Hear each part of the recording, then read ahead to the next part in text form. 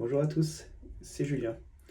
Je commence à réfléchir à me définir un programme pour la suite de mon évolution dans le running et je me suis rendu compte qu'une notion revenait souvent pour arriver à calibrer ses allures, c'est la VMA. Donc j'ai commencé à m'y intéresser et donc aujourd'hui je vous propose de vous partager ce que j'ai appris. Déjà, la VMA, qu'est-ce que ça veut dire? Eh bien, en fait, c'est la vitesse maximale aérobie. Génial, ça nous avance. Donc concrètement, c'est la vitesse de course maximale à laquelle notre corps utilise 100% de son oxygène. Ok, ça vous aide? Moi pas trop encore. En fait, ce que ça veut dire, c'est que cette vitesse maximale, oui, tu peux courir plus vite encore. Mais ça veut dire que tu n'arriveras plus à respirer et à maintenir l'effort. Donc c'est la vitesse maximale à laquelle tu arriveras à maintenir un effort dans la durée.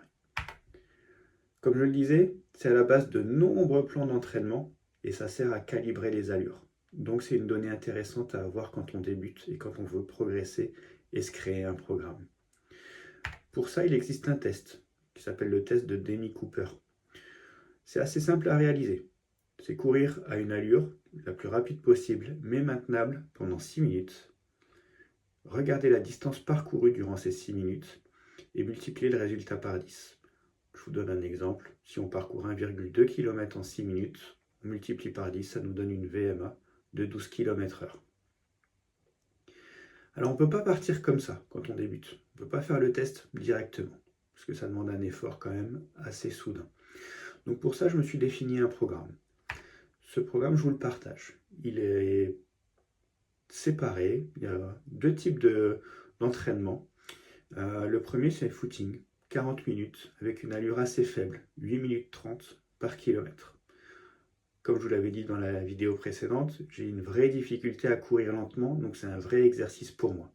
Et encore une fois, je suis parti avec la même technique, chanter ou parler, tout en courant. Si j'arrive plus à le faire, c'est que je vais trop vite. Le deuxième type de séance, c'était un petit peu plus long, c'est toujours les 40 minutes à 8 minutes 30 par kilomètre comme allure, mais je rajoutais 3 minutes à 6 minutes par kilomètre. Donc l'idée c'était d'accélérer un petit peu le rythme et voir si j'étais capable de le tenir sur 3 minutes. Puis pour finir, je finissais avec 10 minutes, encore une fois 8 minutes 30 par kilomètre. J'ai fait ça pendant une semaine et le dimanche, j'ai fait mon test VM. Je suis parti encore une fois, un échauffement, 30 minutes à 8 minutes 30 par kilomètre. Puis je suis parti, tête baissée, pour 6 minutes, pour faire le plus de distance possible, en essayant d'avoir une allure régulière durant toutes les 6 minutes. Puis, pour redescendre, pour se calmer, 10 minutes à 8 minutes 30 par kilomètre. Qu'est-ce que ça m'a donné comme résultat? Eh bien, en 6 minutes, j'ai parcouru une distance d'1,31 km, ce qui m'a donné une VMA de 13,1 km/h. Ce qui va me permettre, comme je le disais, de définir mon programme pour les semaines à venir. Et assez rapidement, je vous partagerai ce programme-là. Donc moi, un conseil que je peux vous donner, n'hésitez pas à faire ce test. Ça vous donnera une donnée importante pour la suite de votre progression. Allez, on se retrouve au prochain épisode.